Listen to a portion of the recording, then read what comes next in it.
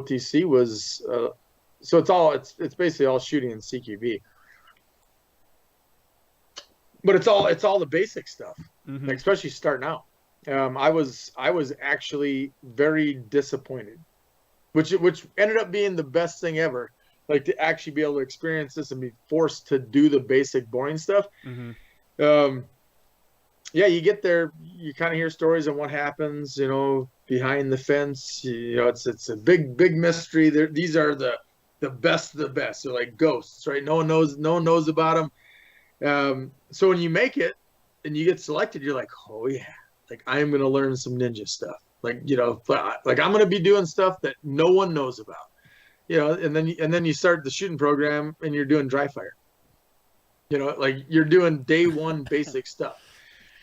So, and I, like me coming from Ranger Battalion SF and having a deployment, like I'm like, I already know how to do this stuff. I want to learn how to do. I want to do CQB. I want to shoot from helicopters. I want to shoot from vehicles. I'm here to do the crazy stuff. Yeah, for sure. So it is. It's actually almost the whole time. Not that it's not badass, but you're actually disappointed because especially the first 3 months, you're doing all basic stuff. They're starting you back at scratch, day one stuff. Dry fire drills, ready up drills before you even go into a shoot house, and then shoot house, you're doing CQB book answer. I mean, slow stuff. Like you're not cruising through like you see in the videos. So you're like almost every day you're kind of disappointed. Like, when are we gonna do the cool stuff? But where it all comes down into play, like learning the basic stuff, and like the basic boring stuff over and over. You're forced to do that, and I mean you're in the fear of your job every day. Yeah, like you can get cut any day. So I mean you're doing that basic boring stuff the best you can do. So you're actually paying attention. You're actually trying to do that. Like whatever they're telling you to do, you're doing it the best that you can do it. So you're learning, even though you're pissed, you're still learning the basics. But you're doing it so many reps that it's just getting ingrained in your body. It's getting ingrained in your head. So ultimately, when it comes down to you actually starting to do CQB, like me, for that light bulb moment when I finally realized on training what actually works. Like you start doing CQB, you start going overseas and doing it for real again, like getting in gunfights. All that basic boring stuff that you did for hours and hours and hours and tens of thousands of rounds, that is now muscle memory, train response, or it's on autopilot. So when it comes down to like being in a gunfight, 100% of my focus can be on the gunfight. I don't have to worry about where my finger goes on the trigger. I don't have to worry about going on fire. I don't have to worry about going back on safe. I don't have to worry about where my left hand goes on the rifle. That is all happening on autopilot. So I don't have to think about that. I don't have to think about the shooting. I don't have to think about getting correct sight picture. I can be looking at hands. I can be looking at the situation in front of me. So going back to what you asked, OTC was kind of disappointing as you're going through it for me, because it was day one stuff. It was just you're doing it so many reps, and you're doing it more accurate, and you're doing it more efficient and faster than everyone else. Even though it's basic boring stuff, it's ultimately getting you to gunfights. And that's what a lot of people don't understand. Civilians that shoot, they all want to do the cool guy stuff, and me included. Like I wanted to do the cool stuff, but by being forced to do that because it was an OTC, unbelievable experience. Like to now, I mean, I'm not even close to where I was when I was operational, but when I was operational, it finally made sense. The basic boring stuff matters, and that's basically what OTC is. Then the training started. And so, like I said, the training is very firearms intensive for the first couple months. And the first 2 weeks was all dry fire training. In fact, we were in a bay, indoor bay. And every day from around 0830 to around 1800, every day, we would stand there with all our combat equipment on, 4 feet away from the wall. There's a 1-inch square pasty on the wall. And we would go through, on command, all the fundamentals of marksmanship training, combat marksmanship, from 4-stroke draw to reload drills, to clearing drills, to offhand shooting, right, turning movements, and we never shot a bullet yet. We did this day in and day out, every day. And that is such a slow and painful part of the process, which is undoing all your bad habits. In fact, I can go for seven and almost say the more experience you have, at the end of the day, that's just more stuff they have to undo because you don't do things their way. And now everyone has to do things the Delta Force way. And so, especially when it comes to pistol shooting and trigger manipulation, trigger squeeze, trigger control, reset, they're going to make sure you don't have any bad habits in there, because the bad habits that you can get away with here and there will show eventually in this 6-month course, where they're going to take you through the most advanced stress induced course of fire, and your bad habits will show. So they have to break you down to dry firing a pistol in front of a wall for hours. It's a lot of fun. Yeah. Feel like it's like your wax on, wax off moment. Like, really? Watch these guys' cars next? What is going on? What's this the saying? Performing the commonplace under uncommonplace conditions. Yeah. No, it just, people want to hear some magical thing the Delta Force does, that we morph through walls or have these like tactics that no one knows about. They'll think you came from a wall as fast as they came through that door. It is on a level that to this day amazes me.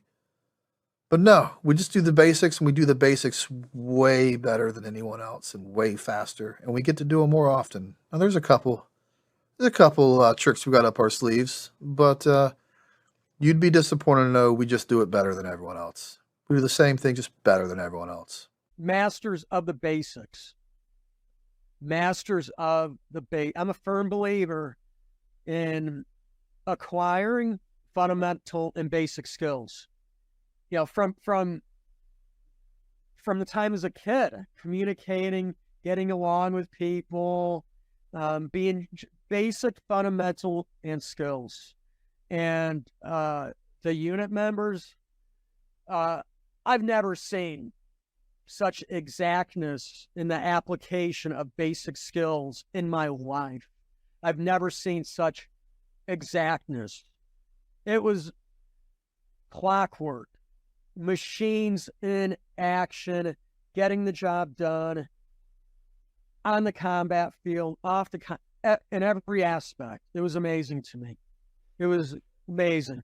The number one biggest thing for the unit is marksmanship. It isn't fitness. It isn't anything else. When a unit guy aims and pulls the trigger, this fight is over. And I equated it to my infantry days, and it's very similar task when you get down to individual stuff. Like individual soldier tasks, the shooting and moving and communicating, it's the same stuff. You're just getting more proficient at it. And there is no shortcuts. And it's all about performance at the highest level. And they won't push you past like the fundamentals, because they keep going back to the fundamentals every time. Some of the guys even in my class in OTC were, well, I can't wait to get the next level training, right? And guess what? There is no next level. We're just going to keep getting better at what we're doing. And that elevates you to the next level just automatically. Yeah, it's a pretty neat process. I look at it like you can get the basics and call it okay. You can get the basics and wait for years to get a little bit better, or you can get the basics and stack all the advanced training on top of it as you possibly can, which is what we did in the unit. And what we teach everybody else at Asymmetrics is, you can come here once a month and shoot. You're gonna get good slowly. Yeah. You know, but you have to practice this at home. You have to practice this with me here. You have to practice this, you know, in your backyard, things like that. I can't spend 6 months with you. Well, I could. It'd be expensive for you. Right. Drawing over and over and over and over and over again. 7,000 to 10,000 repetitions become muscle memory. Okay. So what does that mean? That means once I develop muscle memory, my brain is no longer thinking through the process of my stance, my grip, my draw, my front sight, my rear sight, my trigger squeeze. Is my grip still lined up? Are my elbows bent a little bit? How's my head? Is my vision clear? Is my target fuzzy? My front sight's crystal clear? Am I off safe? And oh, by the way, does he have a weapon or not? And what is his intention? If I've done that so much that it's muscle memory, now the only thing my brain is thinking is this guy a threat or not? Because this is just happening. Right. That's just happening. That's the easy mechanics of it. Now I've freed my brain up to stop thinking about all the mechanics of it, and I can think, is he really a threat? What are his intentions, and do I really need to kill him? Right. And oh, by the way, what's going on over here? Let me open up my periphery, because when I get nervous and I'm trying to think, I'm looking through a toilet paper tube, and that's all I see. But if I practice it so much, I can relax and let all this in. And now I see that there's 3 other people in the room with me versus, just this guy. We should have called ourselves guys that do the basics really fucking well forces. Like, because special forces really, it just has this weird connotation. One, that you're better than everyone else, or two, you know what I mean? But it's just the basics. But the interesting thing that I would admit to people is your basics get piled on though, right? Like shooting, lying in the prone with your weapon supported and squeezing the trigger and hitting the black dot. Everyone starts there, right? Those are the basics. But the basics end up becoming running and shooting. You know what I mean? Like your basics become more than just the basics. It's like, I'm a jiu-jitsu guy. It's like a black belt in jiu-jitsu. You still do the basics better than everyone else, but your basics are way more sophisticated. So while I would agree with that assessment wholeheartedly, it's a little bit of a game, right? Like, our basics aren't your basics. We started where you started, and that's the beauty of the unit too. Like when you go to selection, they have a class on wearing boots. They teach you how to tie your boots. They teach you how to carry your feet. They teach you how to wear a rucksack. So you start at those basics, just like I'm talking when you're finishing the operator training course and you're literally running at full speed, hitting targets 20, 30 meters away on the run. You didn't just get there. You started at the basics. So yes, I agree. But does that make sense? Like you're a black belt. It's like, it's like a UFC fighter or a fighter. Like you're doing the basics. You're blocking, you're jabbing, you're hooking, you know what I mean? But you just do it with more precision. You do it faster, I always come back to the basics, which were CQB and shooting. And then, of course, the most important, which is medical training. Those are the 3 things that I love more than anything.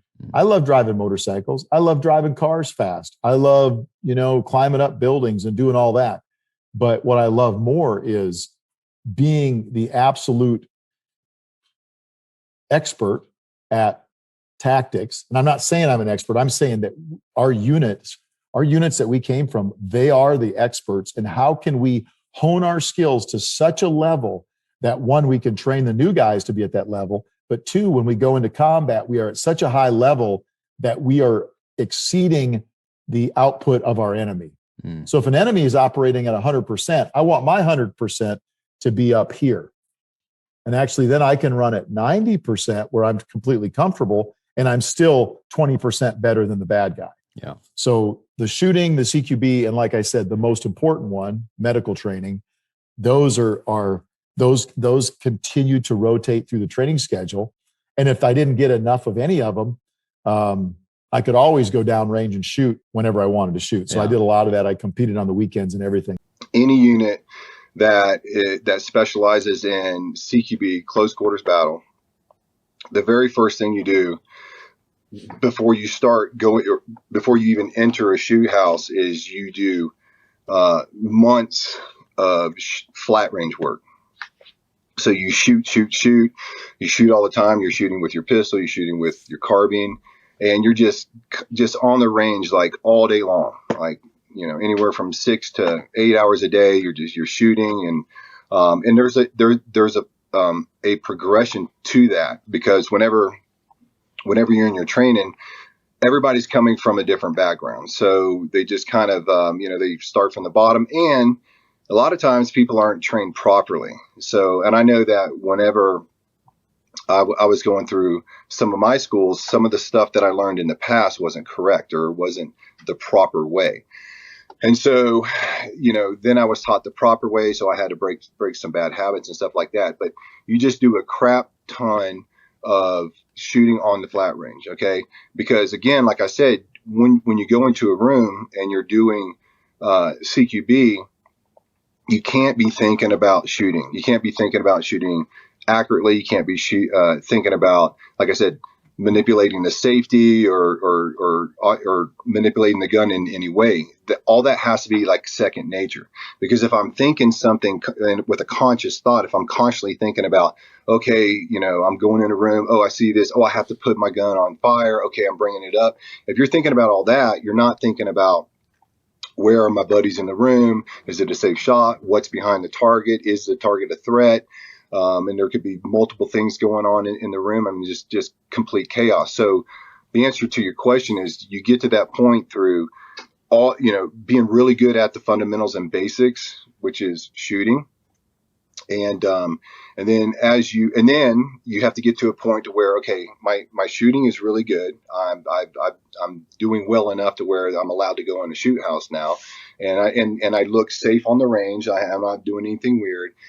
Then you go into the shoot house. Then you have to learn the tactics. So that's a whole nother ball of yarn there, or whatever. I mean, that's a whole nother animal, because now you're learning attack. So now you're really starting to think about everything. So the shooting part's good.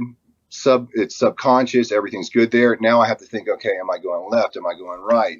Do I collapse my sector here? Do I, now is everything done? Do I collapse down on this door? Or now there's a closed door. I got to do this because I'm this position, or I'm the shotgunner, or I have the explosives. I'm the there's so much stuff that goes on. And you have to get proficient with that, because much like when you were shooting, all your tactics and what you do when you enter a room has to be subconscious as well. Like it's ones and zeros. It's binary. If this guy does this, I do this. If I'm number one, I'm going here, and this is my sector of fire, and it never changes. Okay, which is the importance of that, of having a tactic that is it's literally ones and zeros. Okay, so you're taking away a lot of the thought going into a room on where you're supposed to, on what you're supposed to do in the room and where you're supposed to go. And so once you get the tactics down and the shooting down and all that is pretty much subconscious, now you're to the point and you're training to where you can take it to the next level. And now when I go in there, now I'm seeing everything. Develop your skills and you'll be fine.